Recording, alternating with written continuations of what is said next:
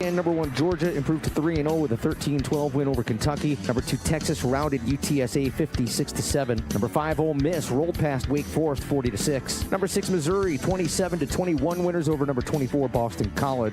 Number 7, Tennessee shut out Kent State 71-0. Number 9, Oregon 49-14 winners at Oregon State. Number 10, Miami shut out Ball State 62-0. Number 12, Utah 38-21 winners at Utah State. Number 13, Oklahoma State with a 45-10 win at Tulsa. Number 15, Oklahoma beat Tulane 34-19. It is high enough, and it is good! Kansas City! The action on Chiefs Radio, 26-25. The win over the Bengals on Sunday. Bundle auto and home, renters or condo, and save with Progressive. That's the SportsGrid Sports Flash. I'm Chuck Sanders. I can't wait for golf this weekend, huh, buddy? Time flies. Love you, man. Oh, don't forget your knee brace again. We aren't in college anymore. Moments together matter, so help protect yourself from RSV. If you're 75 or older or 60 plus with a chronic condition like asthma, COPD, heart disease, or severe diabetes, you're at higher risk of landing in the hospital from RSV, and there are no prescription RSV treatments. Check eligibility and schedule your RSV vaccine at vaxassist.com. Sponsored by Pfizer. Febreze. So my home is also my office, and before I can focus, every room's gotta be clean. That means tidying up, then spraying my Febreze Air Mist. Ooh, that's fresh. Febreze Air Mist scents are all high quality. They fight any weird funk, and they give my air an instant boost of freshness. So not only does my home smell good, I feel good too. After I Febreze, it's time to start my day. Breathe happy, Febreze, la la la la la. No way football is playing in the fall and winter. Because the hits don't hurt as much when you're numb. Get the lowdown on all the sports action coming up right here. It's smarter to be on SportsGrid. This is the SportsGrid Radio Network. You're listening to Football Full Circle with Joe Lisi and Ben Stevens. A new week begins live right here on this Monday on Football Full Circle all across the SportsGrid Radio Network and Sirius XM Channel 159. He's the mastermind of the pigskin. That is Joe Lisi. I am Ben Stevens. On this Monday, we react to everything we saw week 2 and the Sunday slate. A jam-packed early window with 10 games kicking at 1 p.m. Eastern Time. A little bit quieter throughout the Sunday afternoon slate with Sunday Night Football in Houston. But some marquee matchups, Lisi guy, all day long. In the story, at least early, underdogs not only just covering numbers, but winning outright. We saw 3 dogs of at least 6.5 points in the spread component win outright early on Sunday. Some monumental upsets to kick off week number 2. Yeah, and we talked about it. Baker Mayfield in Tampa Bay catching 7.5 was way too many points in regards to that divisional matchup. They went toe-to-toe in terms of the playoff game last year. And Baker Mayfield in Tampa Bay now 2-0. They stepped up not just offensively, but defensively. And then the other 2 games, Ben, in regards to that, we saw the Raiders and Gardner Minshew step up, baby. I mean, unbelievable. They were left for dead and buried, trailed in the second half by 10 points, and they pull it out yet again. And Lamar Jackson and the Ravens are 0-2. And then how about Sam Darnold? Old man Sam Darnold, 2-0, knocking off San Francisco, his former team. Those were the 3 biggest upsets in regards to week number 2. Not necessarily, though, Lisi guy. 6.5 point spread in Dallas. The Saints putting up 44 and looking like an absolute wagon. So far this season, in the first 2 weekends of the year, we have seen 8 teams be a 6-point underdog or greater on the spread. All of those 8 underdogs catching at least 6 or more are now 8-0 against the number. A lot to get into here. Let's start with those large upsets. The New Orleans Saints, the NFL's best scoring offense after 47 points in the season opener, albeit against the Carolina Panthers. They back it up with 44 on the road in Dallas at the Star to snap a 16-game home regular season winning streak for the Cowboys. New Orleans walks into Jerry World and comes out with a perfect 2-0 start. 44-19, Joe, the victory for the Saints outright as a 6.5 point dog. Yeah, and it wasn't Derek Carr so much as the physicality of the offensive line, right? Alvin Kamara with over 100 yards, 3 touchdowns on the ground, just a dominant performance. And then the turnovers. That defense was opportunistic against Bryce Young in week number 1. They get 2 interceptions against Dak Prescott, short fields. And again, Dallas has many question marks, Ben. I mean, the inability to step up against better competition, whether it be at home or on the road, is an Achilles heel for this team, a weakness that Mike McCarthy and Jerry Jones have to answer. But I'll tell you right now, in regards to the NFC contenders, very impressed with Dennis Allen, the New Orleans Saints, through 2 weeks. Almost the overlooked team, Lacey Guy, in the NFC South, Kirk Cousins and the Atlanta Falcons, who we'll get to on this Monday night to end out week number 2 in Philadelphia, were the odds-on favorite. Okay, you're not looking at the preseason favorite. How about the 3-time reigning divisional champs in Baker Mayfield and the Buccaneers, who we'll get to in just a moment. New Orleans was that up-and-coming team, at least based on perception, last year in the offseason with the acquisition of Derek Carr, the odds-on favorites that never really reached that goal. Early in the season, it was because of a stagnant offense, but the Saints did actually find their footing offensively toward the end of last season, finishing as a top 10 scoring offense, averaging better than 23.5 points per game. There is no better scoring offense than this New Orleans team, who has scored 91 total points in their opening 2 games. Lacey Guy, first 8 offensive possessions against the porous Panthers, who we'll talk about in a little bit, in week number 1.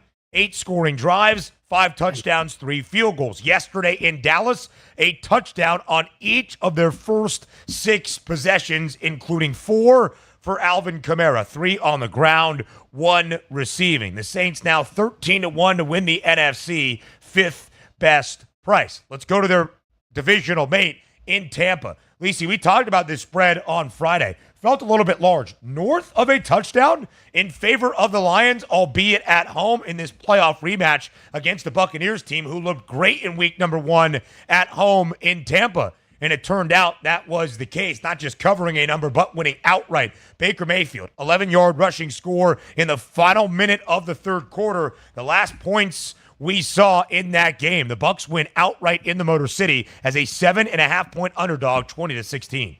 Yeah, and I think it's, important to note how they won it, right? In regards to a lower scoring game where they didn't have to outscore their opponent in regards to a shootout, right? And that's the biggest thing, I think, when you look at big picture. For them to contain Jared Goff, the rushing attack of Jahmyr Gibbs and Montgomery, for the most part, hold them under 20 points at home. That was a dominant effort. And if they can continue that with Todd Bowles, now you have something. Think about Tampa Bay at the start. They were 42-1 to win the NFC in the offseason. Yeah. It trickled down to like 35-1 right before week 1. Last week, they were 26-1. Now they're 2-0, Ben. I mean, they won the division the last 3 years in a row. They're in the front-running, pace with New Orleans now. I don't see any reason why they can't be a contender or a dark horse the way Detroit was last year. At least to provide you some value, 16-1 is that number. The Saints now the favorites in the NFC South, plus 125. The Buccaneers, the second best price, plus 175. The Falcons, who were a minus 140 divisional odds-on favorite entering the year, now that third best number. We'll see what Atlanta has to end out week 2 on Monday night in Philadelphia, but plus 280 for the Falcons. Joe, when you look at that game, too, in Detroit, highest total of the weekend, 51.5, it stays well under. Both teams did not score a single point in the fourth quarter. Really good out of the Buccaneers to start. They're 2-0 against the spread as the short favorite week 1 against Washington on the road, winning outright as more than a touchdown underdog in Detroit. The Buccaneers last year, 9-4 against the spread as a dog, 6 outright victories, off to a good start this season. The team that stinks the most in that division, it's the Carolina Panthers. Lacey, I don't know what to make of the Panthers at this point, but after they fell in a big way in the home opener against the Chargers, LA winning 26-3, Jim Harbaugh and the Bolts off to a perfect 2-0 start, both straight up and against the spread. I don't know how you resurrect this franchise, and you're starting to already question 18 games into his NFL career, the future of Bryce Young. 84 yards yesterday against LA. The 11th time in his last 12 games he has thrown for less than 200. He didn't even get to the century mark yesterday against the Chargers. Yeah, and he averaged 3.2 yards per throw. That wasn't per rush. That was per throw. Everything was short to intermediate. I mean, that is the problem with Bryce Young. They're not getting chunk plays, whether it be the calls in regards to Dave Canales or Bryce Young's inability to read coverage and throw the football down the field to locate, the open receiver in the passing tree, whether he doesn't have the confidence, whether he doesn't have the arm strength. It's clearly evident that he wasn't deserving in regards to the top overall selection. I'll say that right here, right now. I mean, he is clearly a different passer than what we saw in terms of his days in Tuscaloosa, where he threw 78 touchdown passes. He completed well over 65% of his passes, 8,000 yards in 2 years, Ben. That is not the same guy. So he needs to get back on track. If they're an under 500 team by like mid-year, I think, honestly, you move away from Bryce Young and you have to make another assessment, pick a quarterback over the next couple of years. I mean, they were the worst team in the NFL last season, 2-15. The silver lining of that is having an early draft pick, but because of the trade that they moved up to get Bryce Young in 2023, they gave away the number 1 overall selection to Chicago. Now, quickly for the Bolts, Jim Harbaugh and Greg Roman told you what they were going to do. They were going to run the football. J.K. Dobbins, 17 carries for 131 yards, the first Charger player since LaDainian Tomlinson nearly 20 years ago to have back-to-back games with 130 yards on the ground. More FFC next. Ball is coming. Don't look like an idiot at work. Know your stuff. Football and everything else. It's smarter to be on SportsGrid. This is the SportsGrid Radio Network. The FBI said Donald Trump was the target of what appears to be an attempted assassination at his golf club in West Palm Beach, Florida on Sunday. This update brought to you by the United States Postal Service. It came just 9 weeks after the Republican presidential nominee survived another attempt on his life. The former president released a statement on social media saying he was safe and well. The suspect was apprehended in a neighboring county shortly after a be on the lookout was issued. Florida Governor Ron DeSantis said that the state will independently investigate the apparent attempt. A Pennsylvania man has entered no contest pleas to charges that he killed his father and stepmother with a sword in their Pennsylvania home almost 5 years ago. Court documents indicate that 43-year-old LeVar Fountain entered the pleas to third-degree murder charges in York County Court earlier this month, avoiding a trial that was to have begun this week. First-degree murder counts that would have carried a mandatory life without parole term were dismissed. Fountain is scheduled for sentencing November 8th. I'm Trey Westerberg with the SportsGrid News Flash. Whether you own a local business or a global one, you know that these days, generating growth is a challenge. By teaming with Bank of America, you'll not just stay ahead of the curve, you'll move it. With access to experts, award-winning insights, and business solutions so powerful, you'll make every move matter, locally and globally. Visit bankofamerica.com/banking for business to learn more. What would you like the power to do? Copyright 2024 Bank of America N.A. I can't wait for golf this weekend, huh, buddy? Time flies. Love you, man. Oh, don't forget your knee brace again. We aren't in college anymore. Moments together matter, so help protect yourself from RSV. If you're 75 or older or 60 plus with a chronic condition like asthma, COPD, heart disease, or severe diabetes, you're at higher risk of landing in the hospital from RSV, and there are no prescription RSV treatments. Check eligibility and schedule your RSV vaccine at vaxassist.com. Sponsored by Pfizer. Fall is almost here. It's time to stow the lawnmower and get ready for all that glorious action coming your way. Stay tuned to SportsGrid for all the strategies, angles, and info you need to get the winning edge. This is the SportsGrid Radio Network. You're listening to Football Full Circle with Joe Lisi and Ben Stevens. Live right here on Football Full Circle, we continue our review and recap of this weekend in the National Football League. So, Lisi guy, let's go to one of the marquee matchups of the weekend slate on a Sunday. In those afternoon hours in Arrowhead, it was the Chiefs and the Bengals. A game that came down to the final minute. and the final offensive possession for Kansas City in this budding rivalry between the Bengals and the Chiefs. Of course, the game decided under a minute left, 4th and 16, as Patrick Mahomes rolls out to his left. The Chiefs down by 2, 25-23. Looks for Rashee Rice as Rice goes up to get it. He is contacted before the ball gets there by the Bengals secondary member, Dejon Anthony. A pass interference flag is thrown. Listen, it's not great when in a critical moment of a game, the yellow laundry decides the outcome. But in my estimation, Lisa Guy, frankly, it was the correct call. It allows Kansas City to extend its series and line up a 51-yard field goal as time expires for Harrison Butker that sails through the uprights. Kansas City wins 26-25 over Cincinnati. The Bengals do cover, though, as a 6.5-point dog.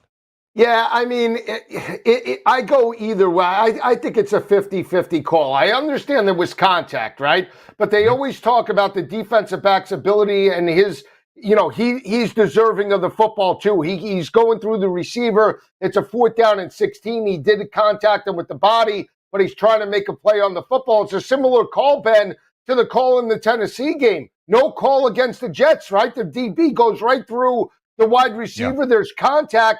And the refs obviously let it go. I mean, it's a judgment call, and I think that's the problem that we have. Was there contact? Yes, absolutely. But it's still a judgment call. It's never clear cut. And again, defensive backs still have an entitlement to the football in that type of situation. We've seen Pat Mahomes and we've seen the Chiefs benefit on multiple calls, including the one in the Super Bowl with Juju Smith-Schuster. I think, when you have a culmination of these calls that always seem to favor the Chiefs, that's where, you get the public perception like, hey, Pat Mahomes is switching jerseys with the refs. And that was the meme that came out this morning, which I thought was funny. Yeah, of course. Yeah. Yeah, listen, Lacey Guy, I think at any other point of the game that deserves to be called and is called, and that's really the metric of what we use for those decisions. Was it the right call? Yes. Does the timing of it suck? Also, yes. But by the letter of the law, and really any PI call you are going to see, the defender has to go upright. He cannot go through the back of the receiver. It's going to lead to a pass interference flag. That's what we saw. KC takes advantage of the opportunity to start off 2-0. But the Bengals did cover, Joe, as a 6.5-point underdog. Depending on where you got the number, it was 5.5 early in the week, early on Sunday, closed closer to a touchdown. You were one that here on the show on Friday said the Bengals were the right side. They would cover the number. Joe Burrow, pretty good yesterday against KC. A couple of touchdown tosses and more than 250 yards. Patrick Mahomes, not all that great. Are you more optimistic about what you see from Cincinnati after the result yesterday, albeit a loss, but a close one in Kansas City? No, because of the circumstances around the Bengals. And again, this is their MO. They start slow each and every year, right? But the more times that it happens, and knowing how Jamar Chase is feeling in regards to the current situation, he didn't score a touchdown yesterday, had a mediocre performance back-to-back weeks now. What does that say about the mindset of this team moving forward? And I am concerned now about the Bengals because when you pick yourself out of a hole each and every year, it's harder and harder to gain momentum. And even though Burrow had a great game, we're above average, right? 164 week one, 250 plus. His main target was Mike Gesicki and the tight ends, right? Yeah. I mean, you need a better effort out of Jamar Chase and your number ones. That's a concern for me. Yeah, for Jamar Chase, just 4 grabs on 5 targets for 35 yards. Mike Gesicki, the tight end in his first year in Cincy, 91 yards. The Bengals, after beating the Chiefs in the 2021 AFC Championship game and appearing in Super Bowl 56, have started their next 3 years winless 0-2 in their first 2 games. They have, each of the past 2 seasons, rounded off 4 wins in their next 5 to show a little bit of life. But, Lacey Guy, given where the AFC North is, we'll talk about that in just a moment. The Bengals' price, actually, their win in the division, got better, albeit after a loss yesterday, and their conference price went from 10-1 to 11-1. So not much negative movement. For the Chiefs, They are the short favorites to win the AFC at plus 250. But, Lisi, guy, we got the news early on this Monday. Isaiah Pacheco, who had 90 yards on the ground to kind of spurn on that offense for KC, left the game early, exited in a walking boot and on crutches. The belief is it is a broken fibula that will more than likely sideline Isaiah Pacheco for a significant amount of time. Yeah, and it's going to hurt the rushing attack, and you want that blue-collar player, runs hard, especially in terms of playoff situations, right? They do have Carson Steele, the rookie that is there, another blue-collar type of running back that can be utilized out of the backfield. But again, now with the injury to Pacheco, and we see that Marquise Brown is on the IR, now all of a sudden those weapons are dissipating that we thought would be there, and there's no reemergence of Travis Kelce. Hopefully he'll reemerge at some point throughout the regular season, but that is now an added cause of concern as well for Kansas City moving forward, and we have to see how Pat Mahomes and Andy Reid adjust throughout the season, Ben. 1 catch on 3 targets for only 5 yards for Kelce. Wanye Morris, the offensive lineman, had a touchdown in the same amount of catches as that of Travis Kelce. We'll get to the other big upsets from Sunday on the other side of the break. But Lisa, I mentioned the AFC North. There's only one undefeated team. It's the Pittsburgh Steelers. They go into Denver. They win 13-6. They force 2 interceptions from Bo Nix. Justin Fields plays clean football once again, and the Steelers cover as a 3.5-point road favorite. Give that guy the starting job already. He's deserving. 2-0. 2 road wins. Big bad Bo Nix.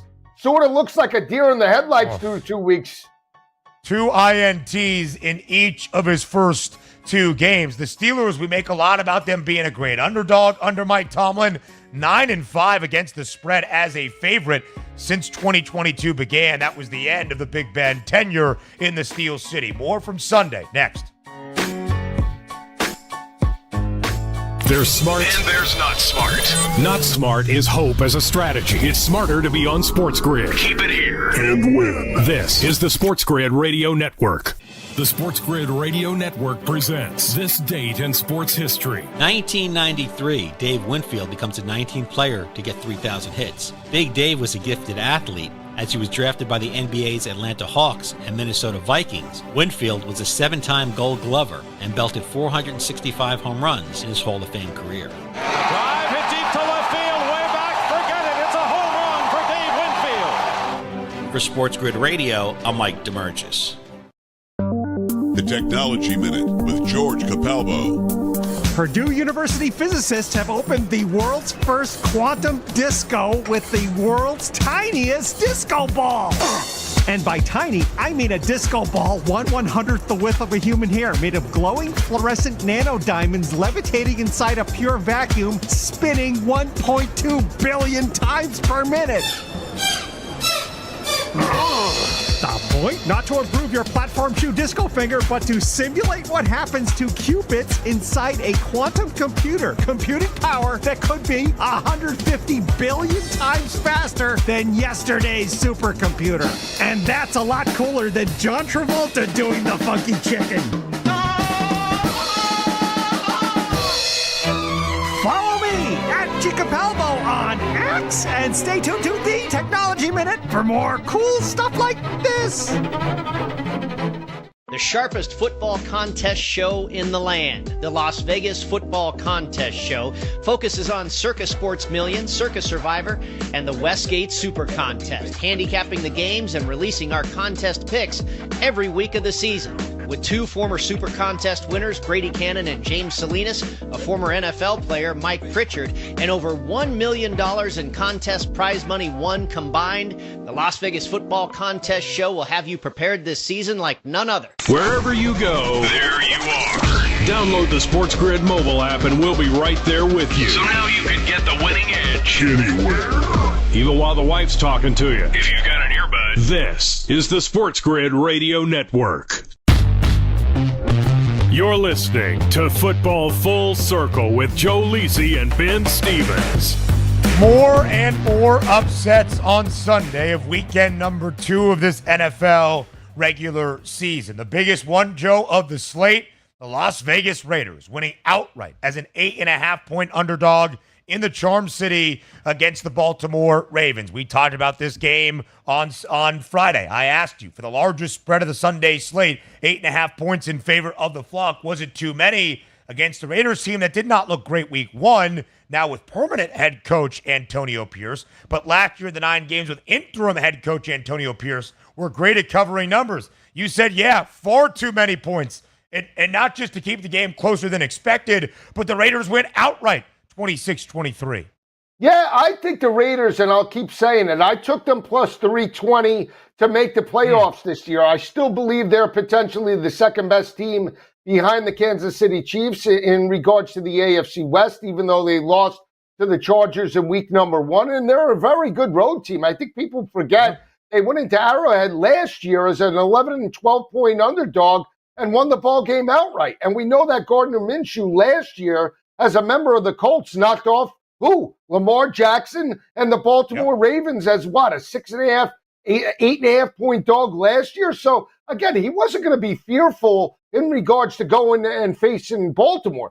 I just do not believe, and I said it after the week 1 matchup against Kansas City, Ben, that I do not believe they still put enough weapons around Lamar Jackson. Zay Flowers is good. He's not elite. And Isaiah Likely and the tight ends cannot be your deep threat down the field. You want to throw underneath and target them, that's fine. But you need speed on the perimeter. And it's unfortunate. It's the same old thing with the Baltimore Ravens. They're not going to go to an AFC championship and win it unless they change that.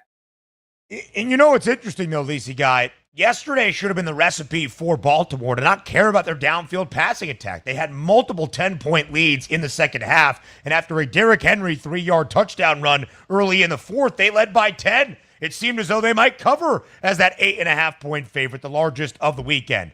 But then that's when the Raiders responded. They kicked a field goal to make it a one-possession game. They scored a touchdown to come all the way back.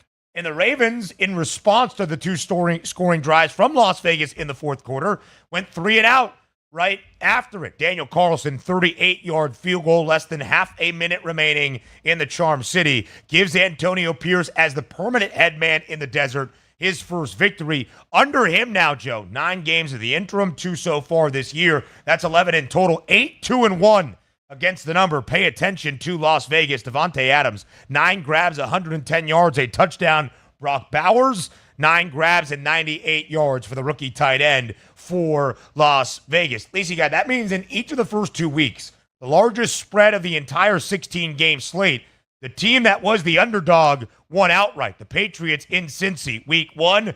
The Raiders in Baltimore, week 2. How about those Minnesota Vikings? The best record in the NFC North, off to a 2-0 start with Sam Darnold at the quarterback spot. No Christian McCaffrey, placed on injured reserve by San Francisco over the weekend. So the line was only about 4 points by the time we got to kick yesterday in Minneapolis in favor of the 49ers. But Minnesota wins outright, 23-17. Sam Darnold again, 2 touchdown passes, a 97-yard bomb from his own end zone into the welcoming arms of Justin Jefferson. The Vikes off to a 2-0 start. Yeah, now, this could have went either way, right? These teams played last year. San Francisco lost. That was the game that Kirk Cousins stepped up, huge performance. And Sam Darnold knew the defense, right? Because the second backup to Brock Purdy. But I actually, because they lost last year, I thought San Francisco would be focused heading into this matchup. Sometimes a new landscape helps. Sam Darnold is now a veteran in the league. He has potentially the best playmaker at the wide receiver position in Justin Jefferson. And again, he's a more confident quarterback than his days in New York. It's just clearly evident. He really fits this type of scheme. He has weapons around him. And they have a competent rushing attack with Ty Chandler and Aaron Jones. As long as you have that, Ben, he can make some plays. He's not going to throw for 350 every week. But as long as he limits turnovers, they can win there. And again, maybe you change the assessment. They're over-exceeding things right now. They have the ability to be a potential 10 or 11 win football team this year. There's no doubt about it, Lisa Guy. It is what they have been able to do. Minnesota is looking really good, and this came with Aaron Jones, fumbling basically as he was about to run into the end zone. And the Vikings still able to turn Brock Purdy over twice. He threw for 319 yards, but they picked him off, and they forced a fumble as well. More from the Sunday slate, more upsets, more underdogs triumphing next on Football Full Circle. The winning edge. You've got it. But not everybody has it, because not everybody listens to us. But we're working on that. This is the SportsGrid Radio Network. Progressive presents the SportsGrid Sports Flash. I'm Chuck Sanders. It is high enough, and it is good! Kansas City! The action on Chiefs Radio, 26-25. The win over the Bengals on Sunday. Harrison Butker kicked a 51-yard field goal to win it. Patrick Mahomes, 151 passing yards and a pair of touchdowns. He was picked off twice, but the defending Super Bowl champions improved to 2-0 with the win. Cincinnati led it 16-10 at the half. Top 25 football over the weekend. Number 1, Georgia improved to 3-0 with a 13-12 win over Kentucky. Number 2, Texas routed UTSA 56-7. Number 4, Alabama, 42-10 winners at Wisconsin. Number 5, Ole Miss rolled past Wake Forest 40-6. Number 6, Missouri, 27-21 winners over number 24, Boston College. Bundle auto and home, renters or condo, and save with Progressive. That's the SportsGrid Sports Flash. I'm Chuck Sanders. I feel like I'm constantly cleaning hair off my bathroom floor. At least my Swiffer Sweeper makes it easy. Sweeper heavy-duty dry cloths have ultra-thick pads to trap and lock hairs, like a hair magnet. And when I'm finished cleaning up my hair, Sweeper takes care of his too. Now the hair's gone, all thanks to Swiffer. Try Swiffer Sweeper heavy-duty dry cloths. I promise you'll love them or your money back. And also try Swiffer Sweeper Wet to make quick work of tough, sticky messes. Mom, meet Sarah. From first-time Nana moments. Yeah, welcome to Flight 101. To annual girls trip moments. Your can't-miss moments are worth protecting against RSV. If you're 75 or older or 60 plus with a chronic condition like asthma, COPD, heart disease, or severe diabetes, you're at higher risk of landing in the hospital from RSV. And there are no prescription RSV treatments. Check eligibility and schedule your RSV vaccine at vaxassist.com. So where should we go next? Sponsored by Pfizer. Days are getting cooler. The shadows are getting longer. You know what that means. It's football weather. So bundle up and keep it here for all the latest strategies and gridiron information. It's smarter to be on SportsGrid. This is the SportsGrid Radio Network. You're listening to Football Full Circle with Joe Lisi and Ben Stevens.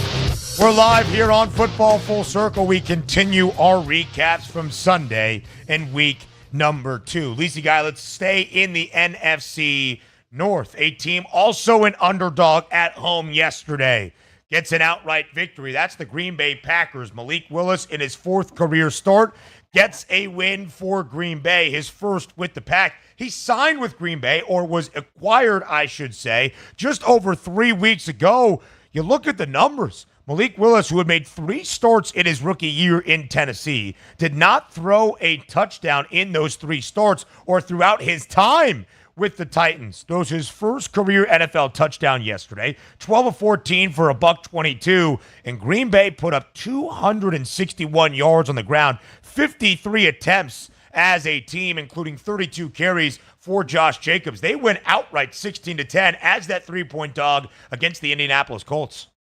Yeah, and I thought that would happen. You know, I thought we would get a heavy dose of Josh Jacobs. We saw the physicality of the offensive line, and as good as Malik Willis was, again, played within the scheme. That game was won or lost in the trenches because of Green Bay's ability to ground and pound against the front seven. So they limited possessions by Anthony Richardson. They played clean football. And I said this, you know, we had it on Pro Football Today, Ben. Are you panicked about the Green Bay Packers? I said absolutely not, because of the playmakers that they have and their ability to run the football with Jacobs, coupled with the fact that you have a division that's potentially up for grabs. Caleb is a rookie. Looks like a deer in the headlights in regards to that production. Sam Darnold, can he maintain the consistency for 17 weeks? Most likely not, in regards to, you know, going 16, 17-0. So you have a shot. And again, all you have to do is win a few of these games until Jordan Love comes back. They're going to be just fine, I think. Yeah, listen, Lacey, I think it's hard to argue the point right now for that team. Frankly, it's been really good for Green Bay. And if you can run the football like this with Malik Willis, we'll see how it continues as Jordan Love at least probably misses another game or two. Maybe the calling card is now out. You see it on the ground for Green Bay. On the other side, though, for Anthony Richardson, right? We have said this is his de facto rookie season. They did score a touchdown under 2 minutes remaining. He found Alec Pierce in the end zone. He did throw one additional interception on what would have been a Hail Mary type play at the very end of the game. But outside of that, still 2 INTs, 3 interceptions in total, 17 of 34 for only 204 yards. It was not a great display for AR in what is really his de facto rookie campaign. Yeah, and let's call it what it is, right? When he was in Gainesville, he only completed 57% of his passes. He struggled with consistency, but he had the physical attributes to play on the next level. So you're going to get these high highs. You're also going to get these low lows when he tries to force balls and he can't read coverage too well, right? That's what he needs to develop. He needs to sit in the pocket, locate, hey, the guy's covered and checked out. He's a work in progress, and that's what it'll take. It's unfortunate because they had that team at such a high level at the end of the year with Gardner Minshew that, the expectation is, let's take off from that. But, I think right there, Ben, you're going to get these games where they put up 10 points and you're going to get other games where they put up 27 like week 1. And that's why I think we're looking at probably a 500 football team or an 8-9 team at best this season. A de facto rookie in Anthony Richardson, the rookie of the year last year on the offensive side, C.J. Stroud, facing the number 1 overall pick in Caleb Williams on Sunday night. Not exactly a high-scoring affair. The Texans win 19-13. Chicago closed as a 6.5-point underdog, so they do get the cover. The hook giveth and it taketh. More of the same from C.J. Stroud. Strong, solid, consistent, 260 yards, a touchdown, no turnovers. For Caleb Williams, he continues to look like a rookie. 23 of 37, 174 yards. Not a touchdown pass so far in his NFL career in 2 games and 2 interceptions. But it's not all on him, Joe. That offensive line, bigger holes than Swiss cheese. 7 sacks allowed yesterday to Houston. Some concern in Chicago, to say the least. I said this, and I'll say it again. Offense looked better last year with Justin Fields. Where's everybody now? I continue to say it. They rushed the ball for 3.2 yards per rush last night. That was a terrible effort. They were in predictable third downs. And again, Caleb Williams, no chunk plays. Right? The difference between Justin Fields and Caleb Williams, all the gurus told us, wait until you see the explosiveness of this offense. I'm still waiting. And I'll still say it again. Even though he's not calling the plays, Matt Eberflus doesn't want to play that way. He's got his reach on this team, and he wants to dink and dunk and rely on defenses. And you could do that in some games against an elite offense like C.J. Stroud. They'll just find a way to beat you, and that's what they did last night. I mean, there was no rushing attack for Chicago either to help the young rookie quarterback. 22 carries for 71 yards, and Caleb was the leading rusher, 44 yards on the ground. That's what happens when you're running for your life often. DeAndre Swift, 14 carries for 18 yards. A tough start for the Bears, who are technically 2-0 against the spread, but the Houston Texans are 2-0 straight up. Now, Joe, we've got co-favorites to an NFL Offensive Rookie of the Year, C.J. Stroud and Jaden Daniels, who has not thrown a touchdown pass yet in his career. Did rush for 2 week 1.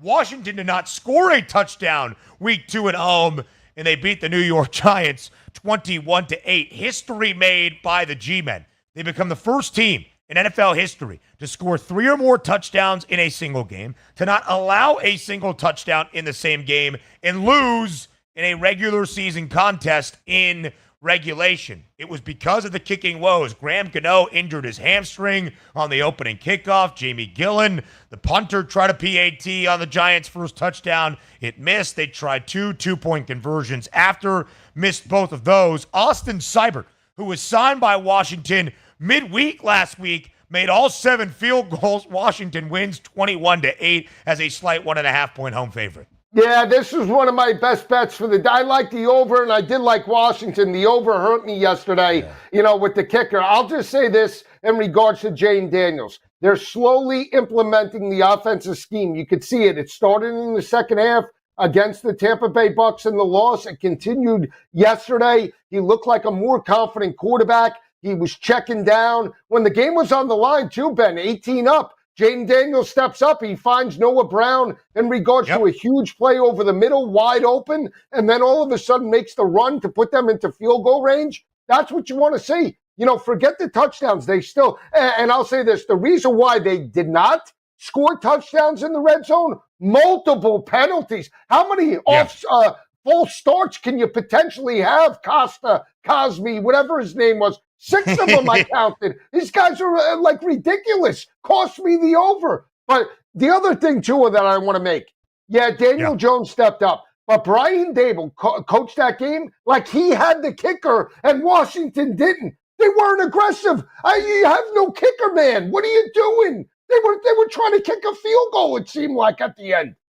Lizzie, organizational malpractice by the New York Giants. They had an open roster spot, knowing that Graham Gano got banged up in the season opener, and yet they did not add a kicker as insurance throughout the week. And sure enough, Graham Gano probably wasn't even healthy enough to do the opening kickoff, and he got injured. And that's why the Giants are 0-2, and that's why the Giants have started 0-2 in 10 of the last 12 NFL seasons. Listen, man, I know Brian Daboll wasn't the guy who was there when they drafted Daniel Jones. I know Joe Shane wasn't the GM there when they drafted Daniel Jones. If they don't turn things around quickly, it's going to get ugly very, very soon. We'll talk about the other New York team, Aaron Rodgers and the Jets getting a victory on Sunday. An ugly game in Jacksonville and another contender for the Offensive Rookie of the Year award. Marvin Harrison Jr. has arrived. All of that and a preview of Monday Night Football up next on FFC here on SportsGrid Radio.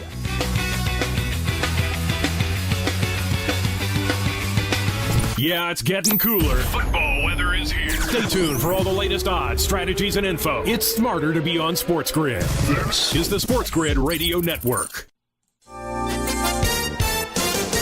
The FBI said Donald Trump was a target of what appears to be an attempted assassination at his golf club in West Palm Beach, Florida on Sunday. This update brought to you by the United States Postal Service. It came just 9 weeks after the Republican presidential nominee survived another attempt on his life. The former president released a statement on social media saying he was safe and well. The suspect was apprehended in a neighboring county shortly after a be on the lookout was issued. Florida Governor Ron DeSantis said that the state will independently investigate the apparent attempt. A Pennsylvania man has entered no contest pleas to charges that he killed his father and stepmother with a sword in their Pennsylvania home almost 5 years ago. Court documents indicate that 43-year-old LeVar Fountain entered the pleas to third-degree murder charges in York County Court earlier this month, avoiding a trial that was to have begun this week. First-degree murder counts that would have carried a mandatory life without parole term were dismissed. Fountain is scheduled for sentencing November 8th. I'm Trey Westerberg with the SportsGrid News Flash. Every business faces challenges, but complicated, expensive, and uncertain shipping shouldn't be one of them. With USPS Ground Advantage from the United States Postal Service, you can avoid all the noise. No more unexpected surcharges, hidden fees, or complex rate structures. It's just easy, cost-effective, and dependable shipping. Tune your business's frequency to success and turn shipping to your advantage. Learn how at USPS.com/advantage. USPS Ground Advantage. Simple, affordable, reliable. Total Wireless is made to totally keep up with you. We now have unlimited data that never slows you down, covered by the Verizon 5G network, and all for less than $30 a month when you get 4 lines. And the best part, we give you a free Samsung Galaxy A54 5G when you switch to the Total 5G Plus Unlimited plan. Visit your local Total Wireless store today. Total Wireless, we're totally with you. Actual speeds may vary by location. For data management practices, see TotalWireless.com. Ask any player and they'll tell you any advantage is important. That's where we come in. SportsGrid delivers gaming strategies and analysis 7 days a week. The winning edge. It's your advantage to more winning more often. This is the SportsGrid Radio Network. You're listening to Football Full Circle with Joe Lisi and Ben Stevens. Live right here on Football Full Circle, it is FFC, all a part of the SportsGrid Radio Network. He is Joe Lisi. I am Ben Stevens. Aaron Rodgers, in his first fully completed game, gets a victory in that first fully completed game, although he did complete week number 1. What I meant to say, his first win in a fully completed game, the Jets on the road in Nashville, 24-17, covering as a 3.5-point favorite against the Titans. There's the good. That's the young running backs for the Jets, Breece Hall and Braylon Allen, both a receiving touchdown. Aaron Rodgers did enough in the game. Braylon Allen, 2 scores at 20 years and 239 days old. The youngest player in NFL history to have 2 scrimmage touchdowns in the same game. And then there's the bad. Will Levis on the other side, 192 yards, a touchdown, an interception, and a fumble that was so bad early in the second quarter, it left his new head coach, Brian Callahan, saying, "What the F are you doing, Will?" They were up 7-0 early in the second, inside the Jets' 10-yard line, and as he's getting sacked, he pitches the ball behind him, I guess. It was recovered by the Jets, and the Titans never could recover. Big victory for New York, Joe. Yeah, but he drinks mayo in his coffee. He's got to be a first-round draft pick. That's what they were saying to us coming out of Kentucky. The turnover issues need to be cleaned up. I wasn't that impressed with the Jets' offense. You know, obviously Braylon Allen, I think, is going to be a gamer. He could potentially be a Rookie of the Year candidate, especially his ability to catch the football out of the backfield. From a running back perspective, they're going to need the rushing attack of Braylon Allen and Breece Hall to take the pressure off for Aaron Rodgers. He's still not going deep in regards to the passes. They're methodically working down the field. That's good against some teams. It's not good against the better teams in regards to the AFC that they're going to have to go up against. And again, you know, in the end, they made a play on a 4th and goal where you could have made the questionable call. It could have been PI. And maybe we're talking about, you know, the Jets starting 0-2, but they gutted it out. Credit Salah and the team. They found a way to get it. But I'm still not sold on the Jets' big picture, Ben. That was an ugly win. Yeah, it was an ugly win. There's no doubt about it, but they still do get that victory, the defense tightening up in the second half. As we go elsewhere around the NFL, Joe, overtime needed in Foxborough. Seattle does get the victory, though, over the Patriots, 23-20. The Pats were a 3-point home underdog. They get a push. New England more competitive than we expected early, 1-0-1 against the spread. The Seahawks do start 2-0. That's really our slate around the NFL. Oh, one more game in Jacksonville. Ugly game as well. Cleveland wins 18-13 against the Jags. Cleveland wins outright as a 3-point underdog. Deshaun, not great. Trevor Lawrence, probably even worse, 18 of 34. No touchdowns, only 220 yards. A Jacksonville team, Joe, that was blanked in the second half against Miami week 1, only able to muster up 13 points at Trevor Bank Stadium in the home debut.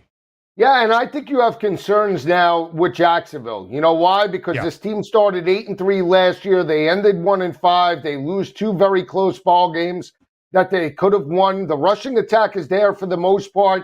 And Trevor Lawrence doesn't look like the same quarterback, clearly. You know, he has the weapons. He loses Calvin Ridley, but you put Brian Thomas in regards to that offense. Christian Kirk is there. Ingram missed that game yesterday. But you got to do better than 13 points. Trevor Lawrence was ineffective. You know, again, 220 yards. This is a guy, would they pay him $53 million a year? You need a better 55, effort. 55. You're supposed to put up touchdowns, guy. You know, last year he had the ankle injury. There's no excuse anymore. And here's the other thing. You know, I hate to say it, but I really thought Doug Peterson was the coach to turn around this program. It looked like that in regards to getting them to a playoff win. That was 2 years ago. They've regressed since that win, Ben. Yeah, big time. Big time, Joe. There's no doubt about it. They were 8-3 to start last year. Injuries started to creep up on Trevor Lawrence. They dropped 5 of their final 6 to end out the regular season and miss a golden opportunity to go back-to-back in the AFC South. They're 0-2 so far this year. Did not cover as a home favorite against Cleveland on Sunday. did get the cover by a hook on the road as an underdog, but would have lost that second half line, no doubt about it, against the Finns. Week 2 comes to a close tonight, Joe, on a Monday in Philadelphia. It's the Eagles and the Falcons. Philly, 5.5-point home favorite against Kirk Cousins and Atlanta. Total 45.5, working its way down. How do you see this Monday night finale?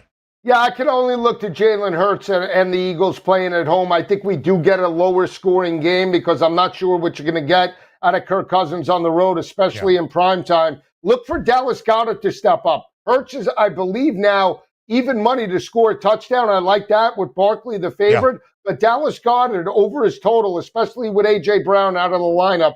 Keep an eye out for the tight end. 43.5 is that receiving yards prop for Dallas Goedert. As Joe just mentioned, A.J. Brown out for tonight. That has already been determined. Joe, on the injury side for Atlanta, Kirk Cousins is healthy enough to play. It's not that he's going to miss week 2, but how healthy is the 36-year-old veteran quarterback coming off a torn Achilles that he suffered in the 8th game last year against Minnesota? It's different than the 40-year-old Aaron Rodgers, who was on display last week on Monday Night Football, who played only 4 offensive snaps. Kirk played nearly half the season for Minnesota a year ago. He did not look good in his Atlanta debut. 16 of 26 last week against the Steelers for $155, a touchdown to Kyle Pitts. Okay, but 2 interceptions, including Joe, a costly INT. Under 3 minutes remaining, Atlanta was in Pittsburgh territory, down by 5, looking for that go-ahead score. He throws the interception. Tons of pressure from the Steelers last week. The Dirty Birds only score 10 points. I feel like my Lisi brain is on. I wanted to circle Atlanta this year with the offseason acquisitions of being one of those top-scoring teams in the NFL. I think I'm going to go contrarian and go over 45.5 tonight. Again, it's like the Lisi algo's pumping through. No, it wouldn't. It wouldn't shock me, right? Would they give up 24 in regards to the Week 1 matchup against Green Bay? I will say Bijan Robinson has to be a factor to take the pressure off of Kirk Cousins tonight. Receiving and rushing are both on the table for Robinson. We'll talk both the talented duo backs on either side. Saquon Barkley, 3 touchdowns in his Philly debut in Sao Paulo. Bijan Robinson, more than 110 scrimmage yards, but did not find pay dirt. And a couple of college football news and notes on the other side of the break as well. Next on FFC. The boys of summer become the champions of fall. The World Series is on its way. And SportsGrid brings you every angle. This is the SportsGrid Radio Network. SportsGrid TV and radio networks are the premier streaming video and audio channels dedicated to serving the sports wagering audience. Found on major smart TV platforms and streaming on SportsGrid Radio and SiriusXM Channel 159. SportsGrid's real-time data, expert commentary, and entertaining analysis transform viewers into informed sports enthusiasts. Our weekday radio lineup begins with the early line at 8 a.m. Eastern with Ben Stevens and Donnie Rightside. Donnie joins Kevin Walsh on Money Line at 11 a.m. Eastern, followed by Football Full Circle at noon Eastern. Kaplan and crew join the party at 1 p.m. Eastern, and Pharrell Coast to Coast keeps things rolling from 3 to 6 p.m. Eastern. Get in the mix with Kevin Walsh and Game Time Decisions at 6 p.m. Eastern. Evenings simmer with Carver and Lisi, then boils over with Gabe Moritzi on Sports Rage Late Night at 10 p.m. Eastern. To find out where to find SportsGrid that's best for you, go to SportsGrid.com. It's smarter to be on SportsGrid. How would you like to get high-speed internet for your home for less than $2 a day? That's right. For about $50 a month, you'll get lightning-fast internet. Are you paying less than $50 a month right now for your internet? Then call Whole Home Connect right now for blazing fast internet at $50 a month with no price increases, no hidden fees, no contracts, no upfront costs, no equipment fees. It's a great deal. And guess what? You can try it for 15 days. If you don't like it, you get your money back. But you're gonna love it, and you're gonna love the price. Internet for your home for $50 a month. That's less than $2 a day. Plus, no contracts, no upfront costs, no equipment fees, and our 15-day guarantee. Call now. 800-797-1292. 800-797-1292. 800-797-1292. That's 800-797-1292.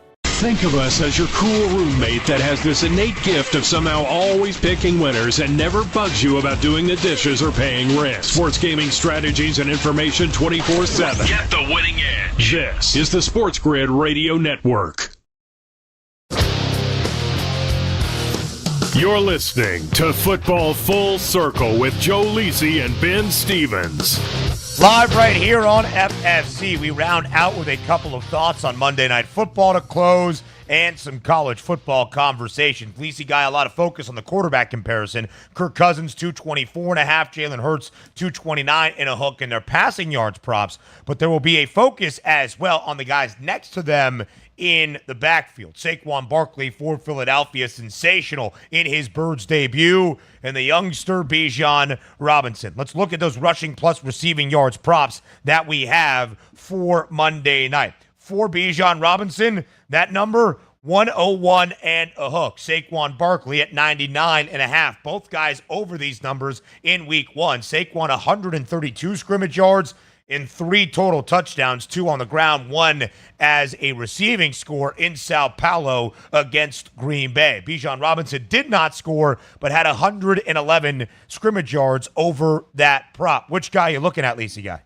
It's going to be Bijan because, again, we know about how Jalen Hurts can tuck it and run it as well. I think that's an added factor that maybe he can utilize in regards to this matchup. So maybe it's not as much in regards to Saquon running the football. Maybe he gets utilized more in the passing attack. Did have the touchdown against Green Bay. I think the catalyst for Atlanta has to be Bijan. Again, because I'm not sold on Kirk. And we know about how bad he is on primetime, right? And there is no offensive continuity right now. What is the identity? Do they want to throw it? Do they want to run it? Everybody thought that, with Kirk Cousins in that lineup, and it was just going to look like the Minnesota offense. Problem is that, Drake London and Kyle Pitts aren't Justin Jefferson, and all those playmakers. He had an above-average tight end with Hawkinson as well. So, again, I need to see it.